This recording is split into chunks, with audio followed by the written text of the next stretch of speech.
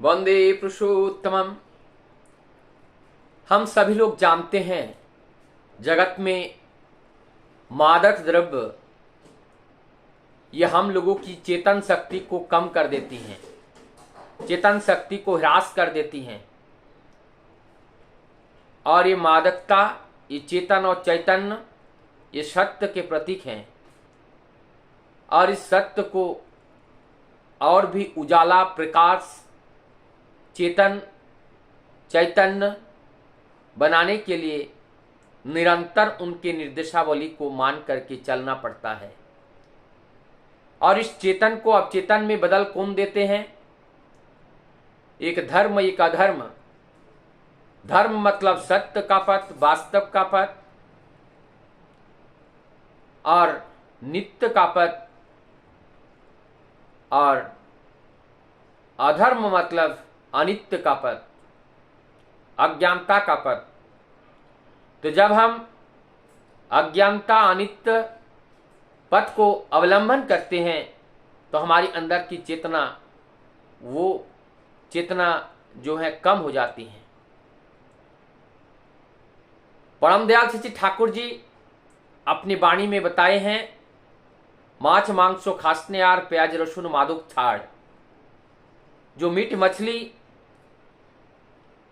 और जो प्याज लहसुन और जितने भी मादकता हैं, यानी जो हमारी मद माने अहंकार को, हमारी अंदर जड़ वस्तु के प्रति आसक्ति को बढ़ा देने वाले जो शक्ति है, वो है मादक द्रव्य, जो हमारी चेतना को कमजोर करके वह हमारे ऊपर राज करना चाहता है। तो हम साधारणता देखते हैं, शराब पीकर लोग मदमस्त हो जाते हैं और माताल हो जाते हैं, पूरा होश खो देते हैं। बहुत नशा इसमें होता है। परमदयाल श्री ठाकुर जी को ठीक इसी के पास कहते हैं, हम लोग जानते नहीं हैं शराब से भी ज्यादा नशा और एक चीज है, उसमें है।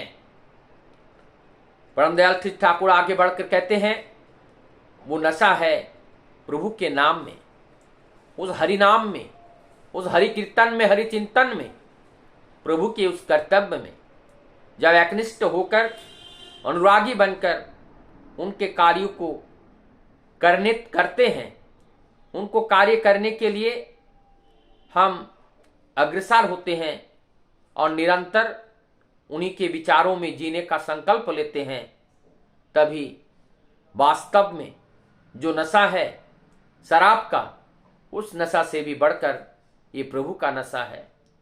और उस शराब के नशा में उनका जो फल प्रतिफल आती हैं, लोगों के पास से घृणा, ताच्छिल्यता, अपने हताशा, शरीर का क्षय, लॉन्गिविटी का कम होना, अपने परिवारजनों के पास अनादर का भाव बढ़ना, अपने दायित्व को भूल जाना, अज्ञान की ओर जाना, अंधकार की ओर जाना, निराशा की ओर जाना, ये सारी क्रियाएं इसमें होती हैं। लेकिन जब प्रभु के नशा में, प्रभु के उस अमृत को पान करके जब हम मदमस्त हो जाते हैं, तो हम उस परम सत्य की ओर अग्रसर होते हैं, लोगों के पास आदर बढ़ते हैं और हमारे परिवारजनों के साथ अपने निकटता बढ़ती है, घनिष्ठता बढ़ती है, प्रेम प्रीति बढ़ती हैं, समाज में सम्मान बढ़ती हैं, समाज के लोग आदर करते हैं, जीवन में चेतना बढ़ती है। और इस चेतना की से हम अनेकों अनसुई समस्या का समाधान कर पाते हैं। और इस चेतना के माध्यम से हम भविष्य के अनेकों अनहोनी होने से हम अपने को और अपने समाज परिवेश को बचा सकते हैं। इस तरह से ज्ञान रूपी, प्रकाश रूपी, आलो रूपी, सूर्य रूपी शक्ति हमारे जीवन में वर्धित होता चला जाता है। ऐसा अमृत पथ को छोड़कर जब हम अमृत को की पथ से पीछा मुड़कर जब हम उस मृत्यु के पथ को वरण करते हैं, तो प्रभु के चेहरे पर दुख का वो घनघटा छा जाती हैं और वही कालांतर में हमारे जीवन में अवनति आते हैं। तब हम दुख पाते हैं और उस दुख से प्रभु के कोई हमें बचाने का कोई रास्ता उनके पास नहीं होते हैं।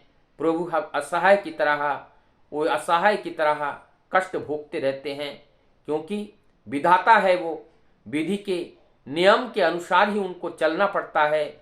चाहे उनका कोई भी हो, सबके लिए समान विचार उनको करना पड़ता है। तो प्रभु का कष्ट ना हो, प्रभु का निर्देश पालन करके चले, यही हमारा जीवन का ध्येय होना चाहिए। हमें अमृत पथ को वरण करना चाहिए। हमें ये जो भौतिक जगत के जो शराब रूपी हमारा नशा है, इससे भी बढ़कर अमृत रूपी उस महानाम को ग्रहण करके उनको चिंतन मनन करते करते हम उस नाम के जो स्वरूप हैं, नाम के जो स्वामी हैं, नाम के जो मालिक हैं, उस मालिक तक पहुंच सकते हैं। तभी हमें जीवन में परमानंद की अनुभूति संभव है। इसके बिना परमानंद की प्राप्ति नहीं हो सकती है। वंदे कृष्ण।